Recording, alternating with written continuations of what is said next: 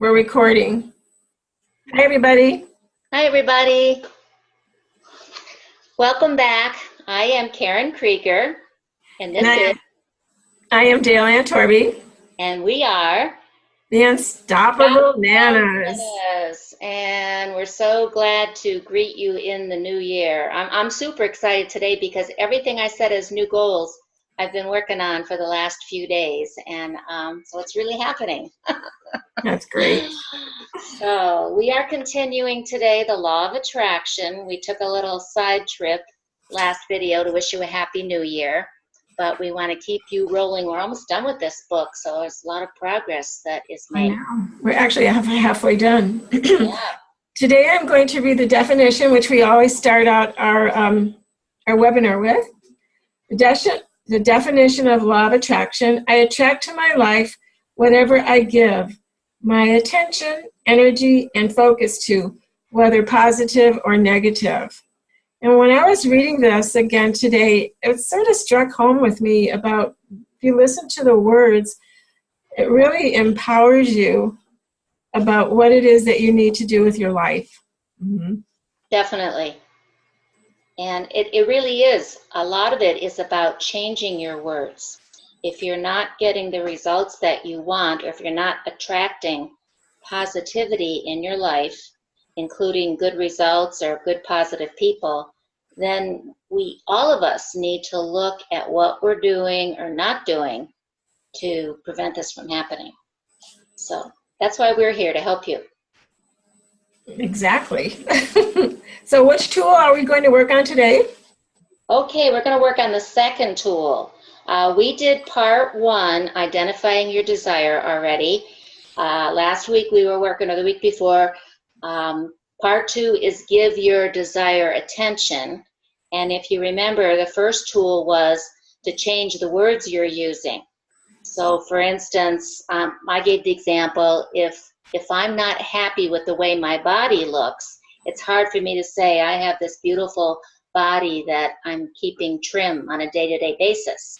So we taught you the tool, the first tool, to try using the words, I am in the process of losing weight and having the kind of body I want to have. So that works well for me in that area of weight loss. You may be past that. You may not even consider yet that you need to lose weight, but it's just a tool we offer. Today's a new tool, tool 2, and that is on page, I think, 63. Let me verify that. For those of you. 62. 62. Mm-hmm. Yes. So you want to go over what that is, Dale Ann? I almost called you Deanna. Where did that come from? No problem. Well, I'm just going to read the first paragraph because it's important. And this way, when you get your book or you check it out of the library, you'll be able to have it. Tool number 2, the desire statement tool. A desire statement is an effective tool for raising your vibrations and is the second step in the 3-step process of deliberate attraction. Once you're clear about what you want, writing a desire statement helps you give attention to the desire. That is so important, and that's the basic of that paragraph. And it's really important that when you desire something, that you believe in it, that you will achieve it. So, and there are 3 elements to the desire statement, which we're going to go over: the opening sentence, the body, your clarity list from our step 1, and a closing sentence. So those are the things we're going to talk about today. And remember that the purpose of this whole desire statement is to include whatever your new desire is in your vibrational bubble, because if you give it attention, energy, and focus, it will turn into something positive. The opposite of that is more negative vibration, which we are trying to avoid. So, if we go to page 63, desire statement and opening sentence. I am in the process of attracting all that I need to know, do, or have to attract my ideal desire. Now, we don't know what your ideal desire is. You know, I had an ideal desire, and I'm telling you, this really works for me.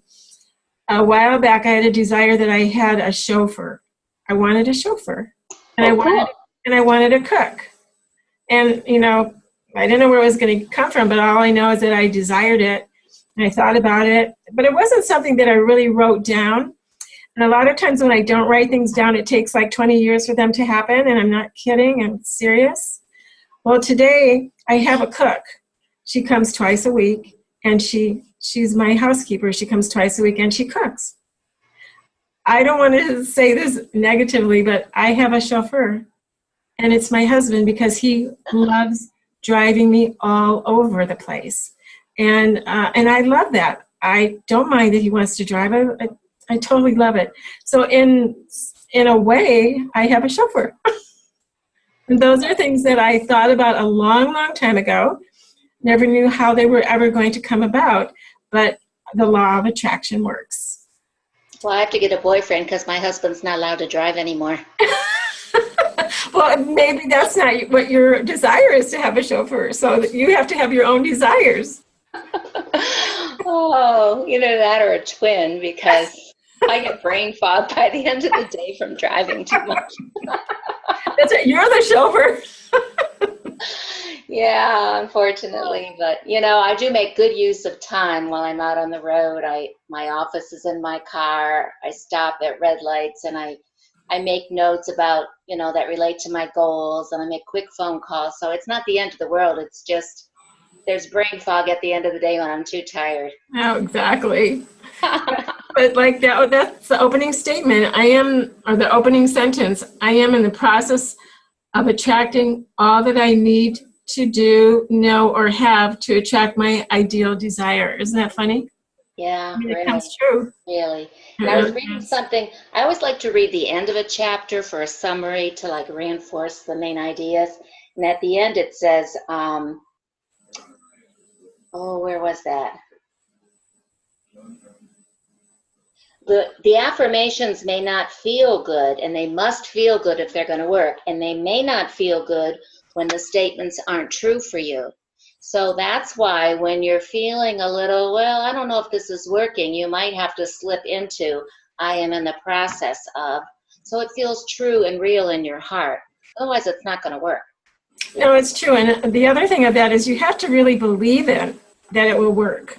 Yes. You know, the desire has to be there, and along with the desire is the belief. And I believe Peter talked about that. Peter Wolfing talked about that Monday night at our the webinar that he put on. Great. And it's really, really important. I think in the laws of attraction, I believe that the most important part of it is the belief. Mm-hmm. Mm-hmm. You have to have faith, otherwise it's not going to work. So, for instance, okay, the original way, which sounds better to you? My relationships are nurturing and uplifting, or I love knowing that my ideal relationship is nurturing and uplifting. I think the second statement has so much more excitement and hope and faith in it than the first one is like, it's almost at graduation level, you know, and when we don't all start achieving our goals on day one and step one. So just saying, I love knowing this, or I love knowing that, to me is so helpful and hopeful. Well, I think it's really important that we're going through this book, because a lot of people don't even believe that they can achieve anything.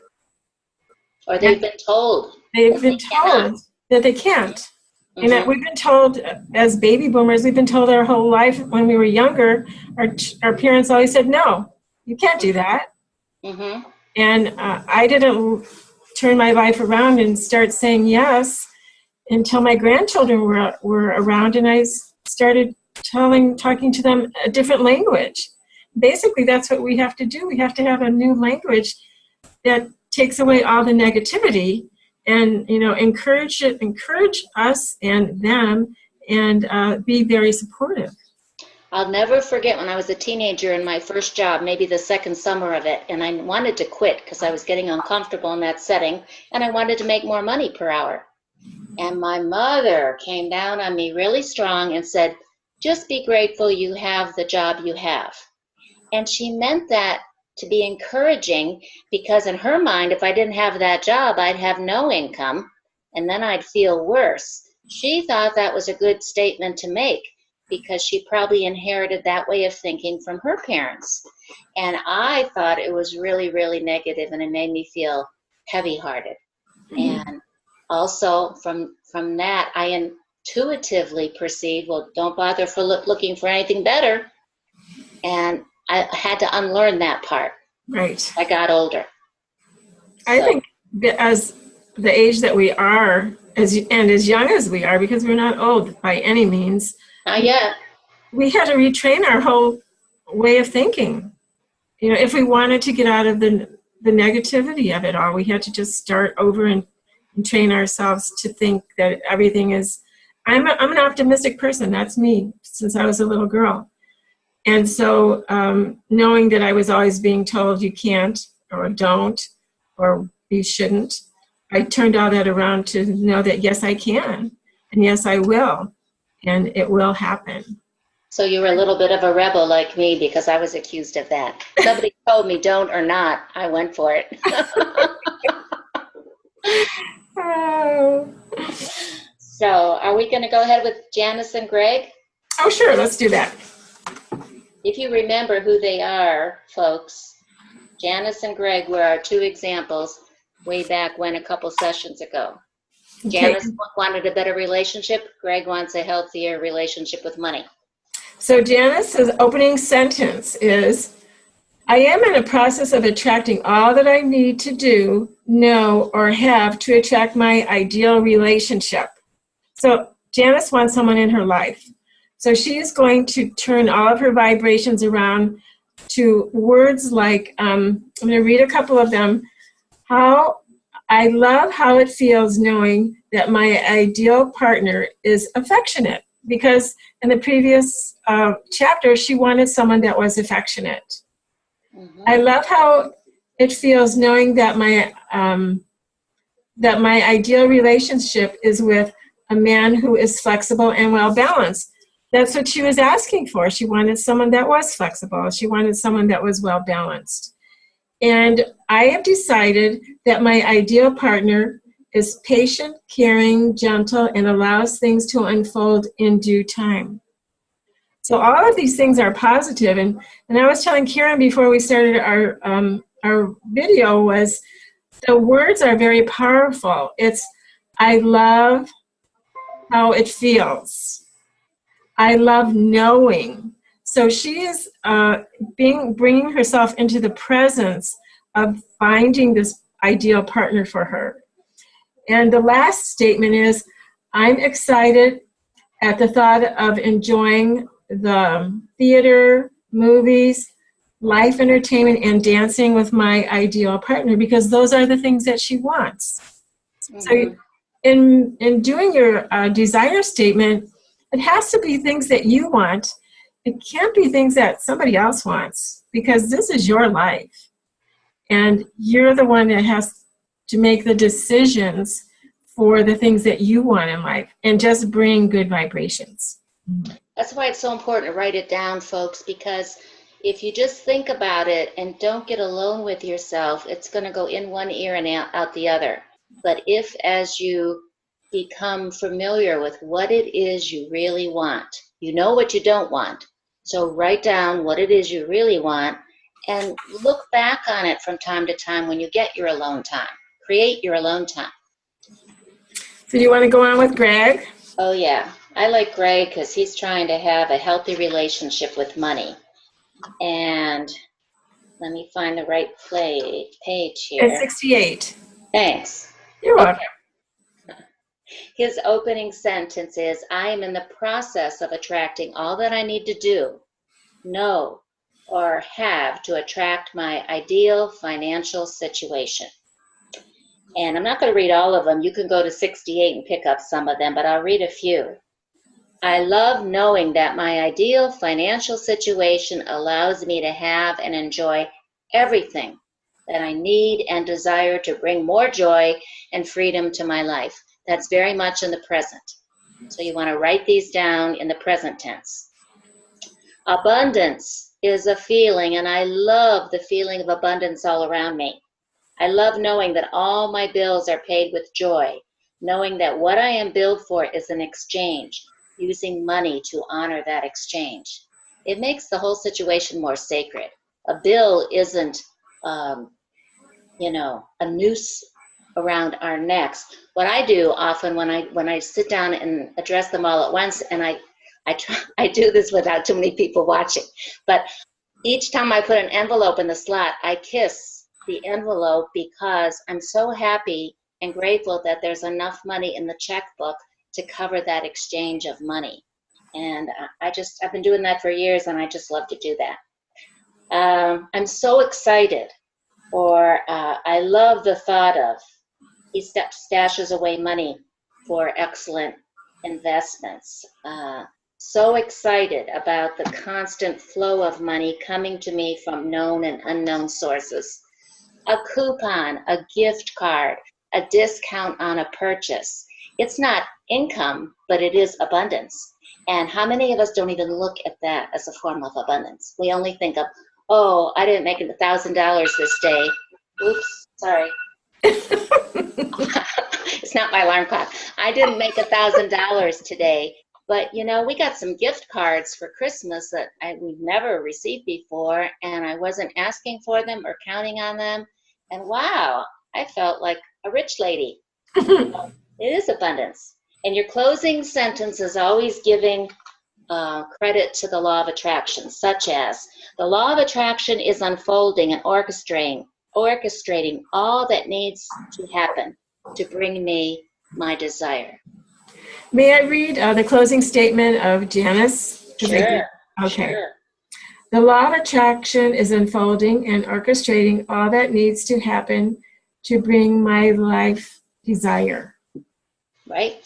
That's so it's really positive. I read this chapter, like skimming it a long time ago, but I didn't get into the details of this particular section, and I really, really like it. I like it as a gift to share, because I don't know how many people are at this level or even know about this book, or you could know about the book but not practice what's inside of it. So we are done with wrapping up step 2. I think we did a good job. I think we did too. I like how we bring our own personal stories into our laws of attraction. Right. And remember, you can always email us if you have something you want to discuss about this, or you have a question. You might not quite agree with this, and you might want to ask, well, how can I do it better or in a different way till I can get more comfortable? So you want to give them our email, I'll give them our website. Okay, our email address is 2unstoppablenanas@gmail.com. Very simple. Very simple. And our website is 2unstoppablenanas.com. And every one of these videos we're doing is archived in there. So if you want a quick review or you want to share it with a friend, please do, because that's why we're saving them. And I want to express that we've had a lot of people look at our videos, which I'm really excited about, but we have one video that nobody has looked at, so I'm going to have to re-look at that one to see what's the problem. Okay, we can go over that this week. And they're on YouTube also. They're on YouTube, and I was just looking how many views we've had, and some views we've had up to 45 different people that have seen our video, so that's really exciting. It is exciting. We're going to make it grow and grow. So spread the word. Yes, definitely. And go to our webpage, email us, go to Facebook. We have our fan page. Fan page is under Dale-Ann and Karen. You'll find us there. And we also have the Unstoppable Nanas that is open to anybody. It's not a private group. So please check us out. And on that note, we hope everyone has a fantastic weekend. And I'm getting better at posting our videos. That was quick last week. It was very quick. I know. As soon as it was downloaded, I was able to figure it out. That was a miracle. I just have one request. Okay. Don't take down that Christmas tree just yet, because I'm going to miss it. Oh, thank you. We're keeping it up until the Three Kings. Oh, good. Yes, it'll be up a few more days. Oh, good. All right, everyone. Have a fabulous weekend, and we will talk to you next week. Okay. Bye-bye, everybody. Thank you, Daylan. Thank you, Karen. Bye-bye. Bye.